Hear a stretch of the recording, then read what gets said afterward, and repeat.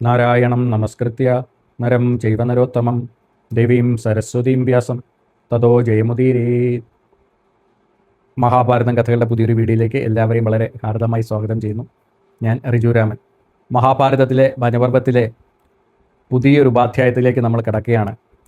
ദ്രൗപദി സത്യഭാമ സംവാദം എന്ന് പറയുന്ന ഒരു പുതിയ കഥാസന്ദർഭത്തിലേക്ക് നമ്മൾ കിടക്കുകയാണ്. വളരെ ചെറിയ ഒരു ഉപപർവ്വമാണിത്. എനിക്ക് തോന്നുന്നത് മഹാഭാരതത്തിലെ തന്നെ ഉപപർവ്വങ്ങളിൽ ഏറ്റവും ചെറുതാണിതെന്നാണ് എൻ്റെ ഒരു വിശ്വാസം.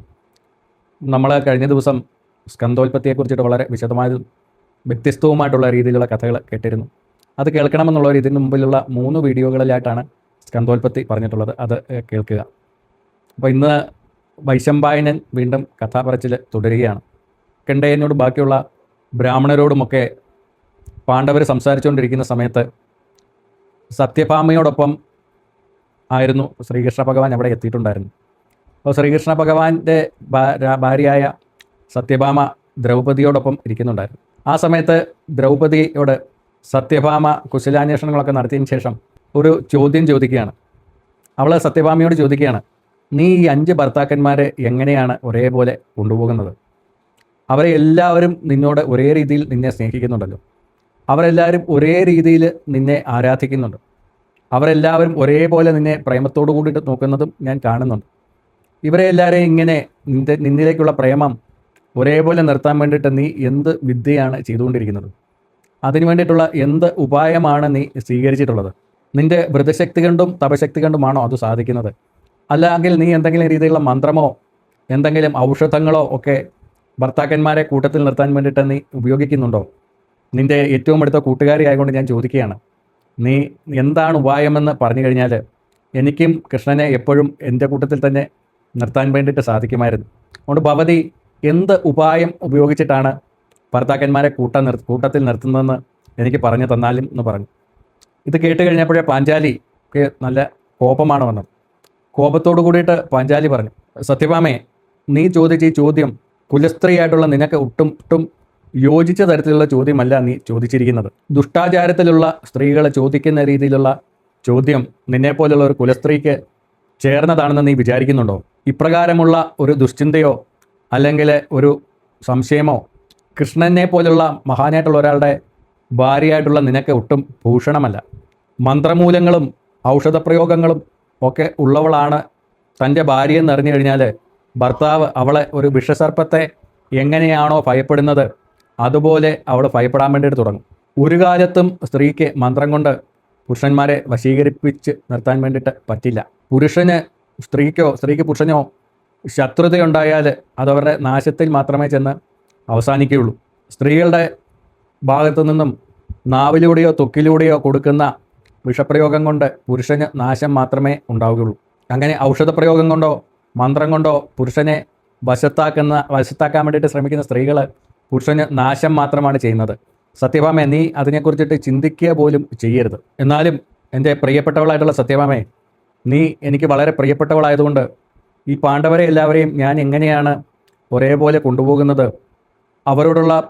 അവർക്ക് എന്നോടുള്ള പ്രേമം ഒരിക്കലും ഇല്ലാതാവുന്നത് എങ്ങനെയാണെന്ന് ഞാൻ നിനക്ക് വിശദമായിട്ട് പറഞ്ഞു തരാം. അഹങ്കാരവും കാമക്രോധങ്ങളും ഏൽക്കാത്ത മനസ്സുമായിട്ട്, എൻ്റെ ആത്മാവിനോട് ചേർന്ന മനസ്സുമായിട്ട് നിന്നുകൊണ്ട് ഞാൻ എൻ്റെ ഭർത്താക്കന്മാരെ ഉപചരിച്ചു കൊണ്ടിരിക്കുകയാണ്.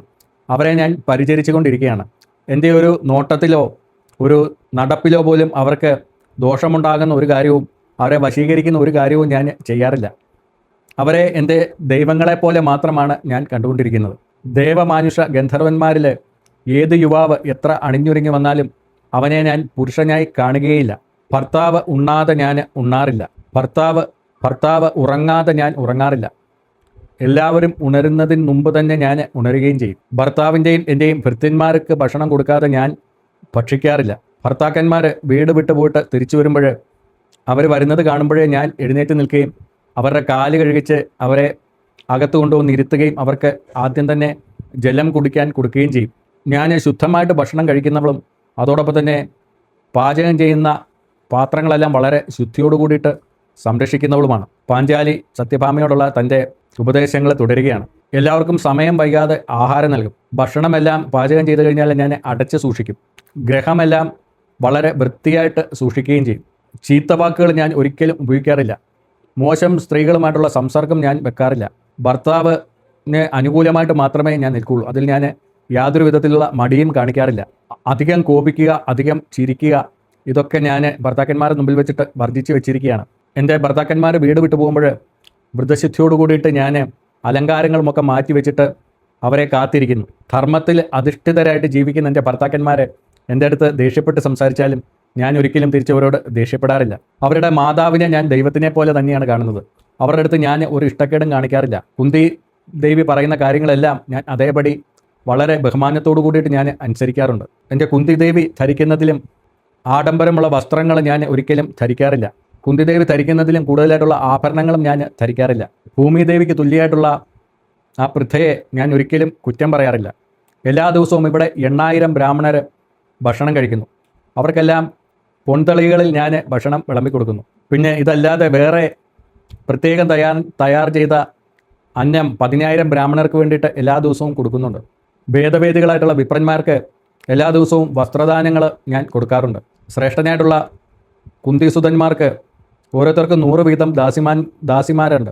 അവരുടെയൊക്കെ എല്ലാ കാര്യങ്ങളും അവർക്കൊന്നും ഒരു കുറവും വരാത്ത രീതിയിൽ എല്ലാം നൽകി അവരെ ഞാൻ സന്തോഷിപ്പിക്കാറുണ്ട്. അവർക്ക് 100,000 ആനകളും 100,000 കുതിരകളും ഇന്ദ്രപ്രസ്ഥത്തിലായിരുന്ന സമയത്ത് യുധിഷ്ഠിരനെ അകമ്പടി സേവിച്ചിരുന്നു.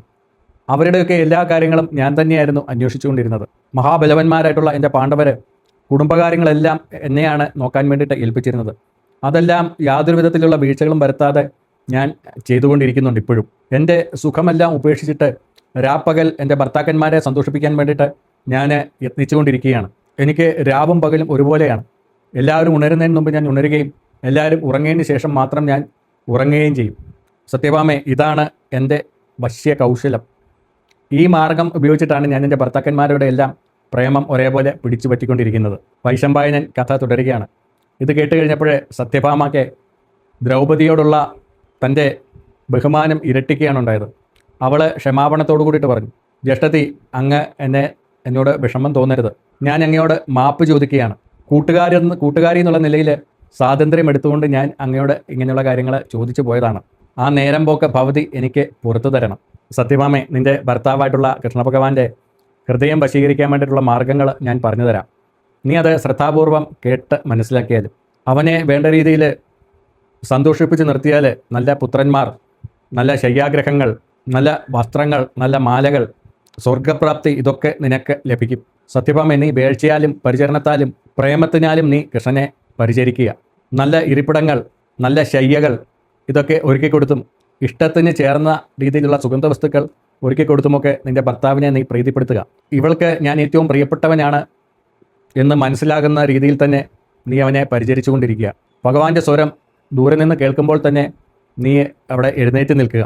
കടന്നു വന്നാൽ ഉടനെ അവനെ ആചരിച്ചു കൊണ്ടുവന്ന് ഇരുത്തുക. അതിനുശേഷം കാല് കഴുകി കൊടുക്കുക. തോഴുകളുണ്ടെങ്കിലും അവരെ കൊണ്ടൊന്നും ഇക്കാര്യം ചെയ്യിക്കാതെ നീ തന്നെ ഇക്കാര്യങ്ങളെല്ലാം നേരിട്ട് ചെയ്യുക. നിൻ്റെ മുമ്പിൽ നിൻ്റെ ഭർത്താവ് പറയുന്ന കാര്യങ്ങൾ വേറെ ആരുടെയും മുമ്പിൽ ചെന്ന് നീ പറയാതിരിക്കുക. അത് പരസ്യമായിട്ടുള്ള കാര്യമാണെങ്കിൽ പോലും നീ പറയാതിരിക്കുക. അങ്ങനെയാണെങ്കിൽ നിന്നോടുള്ള വിശ്വാസ്യത നിൻ്റെ ഭർത്താവിന് കൂടിക്കൊണ്ടിരിക്കും. നിൻ്റെ ഭർത്താവിൻ്റെ പ്രിയജനങ്ങളോട് നീ ഏറ്റവും കൂടുതലായിട്ടിരിക്കുക. നിൻ്റെ ഭർത്താവിൻ്റെ ശത്രുക്കൾ നിനക്ക് പ്രിയപ്പെട്ടവരാണെങ്കിലും അവരോട് കൂറ് കാണിക്കാതിരിക്കുക. ശത്രുക്കളെ പൂർണ്ണമായിട്ടും വർജിക്കുക. ദുഷ്ടസംഘം ഉണ്ടാകാതിരിക്കാൻ വേണ്ടിയിട്ട് വളരെയധികം നീ ശ്രദ്ധിക്കണം. പ്രദ്യുമ്നൻ, സാമ്പൻ എന്നീ പുത്രന്മാരോടൊപ്പം നീ ഒരുമിച്ച് ഇരിക്കരുത്. നിൻ്റെ തോഴിമാരായിട്ട് നീ തിരഞ്ഞെടുക്കുന്നത് കുലീനരും ദുരിതത്തിൽപ്പെടാത്തവരുമായിട്ടുള്ള നാരീജനങ്ങളായിരിക്കണം. അങ്ങനെയുള്ളവരുമായിട്ടുള്ള സംസർഗം കാത്തു സൂക്ഷിക്കുവാൻ വേണ്ടിയിട്ട് നീ ശ്രദ്ധിക്കുക. ഭയങ്കരമായിട്ടുള്ള ക്രൂരത, അഹങ്കാരം, ചതി, വഞ്ചന, സ്ഥിരമായിട്ടുള്ള തീരുമാനങ്ങൾ എടുക്കാൻ കഴിവില്ലാത്തവരെ, ഇങ്ങനെയുള്ളവരൊന്നും നീ വീട്ടിൽ അടുപ്പിക്കരുത്. ഞാൻ ഈ പറഞ്ഞ കാര്യങ്ങളൊക്കെ ഏറ്റവും യശസ്സായതും ഐശ്വര്യം വർദ്ധിക്കുന്നതും ദൈവികമായിട്ടുള്ള കാര്യങ്ങളാണ്. അതുകൊണ്ട് നീ ഇതൊന്നും തെറ്റിച്ച് ഒരു കാര്യവും ചെയ്യാൻ വേണ്ടിയിട്ട് പാടില്ല. നിൻ്റെ ഭർത്താവിനെ ഏറ്റവും അധികം സന്തോഷിപ്പിക്കുന്നവളായിട്ട് മാറുവാൻ വേണ്ടിയിട്ട് നീ പരിശ്രമിക്കുക. വൈശമ്പായനൻ കഥ തുടരുകയാണ്. മാർക്കണ്ഡേയ മഹർഷിയുമായിട്ടുള്ള ദീർഘനേരത്തെ സംസാരങ്ങൾക്കൊക്കെ ശേഷം, കുറേ ദിവസങ്ങൾ നീണ്ട അവരുടെ സംസർഗത്തിന് ശേഷം കൃഷ്ണഭഗവാൻ തിരിച്ച് മഥുരയിലേക്ക് പോകാൻ വേണ്ടിയിട്ട് തേരിൽ കയറുന്ന സമയത്ത് തൻ്റെ പത്നിയായിട്ടുള്ള സത്യഭാമയെ വിളിക്കും. ആ സമയത്ത് സത്യഭാമ ദ്രൗപദിയെ കെട്ടിപ്പിടിച്ചതിന് ശേഷം ദ്രൗപദിയോട് വളരെ വാത്സല്യത്തോടു കൂടിയിട്ട് പറയും, കൃഷ്ണനെ, നിനക്ക് യാതൊരു വിധത്തിലുള്ള ഉത്കണ്ഠയും വേണ്ട. നിനക്ക് നഷ്ടപ്പെട്ട രാജ്യം മുഴുവനും നിനക്ക് തിരികെ കിട്ടും. നിൻ്റെ ഭർത്താക്കന്മാരെ, കൗരവന്മാരെ എല്ലാവരെയും വധിച്ചതിന് ശേഷം നിന്റെ ഭർത്താക്കന്മാർ രാജാക്കന്മാരായിട്ട് തീരും.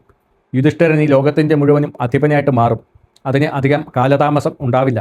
നിന്നെ സങ്കടപ്പെടുത്തിയവരൊക്കെ കാലപുരിയിലേക്ക് പോകും എന്നുള്ള കാര്യത്തിൽ യാതൊരു സംശയവും വേണ്ട. അതിനുള്ള സമയം അധികം വൈകാതെ തന്നെ സമാഗതമാകും. നിന്റെ മക്കളെല്ലാവരും തന്നെ വളരെ ശൂരന്മാരും അതോടൊപ്പം തന്നെ അധിക ബലന്മാരുമാണ്. അവരൊക്കെ ഞങ്ങളുടെ അധീനതയിൽ വളരെ സന്തോഷത്തോടു കൂടിയിട്ട് നിൽക്കുന്നു.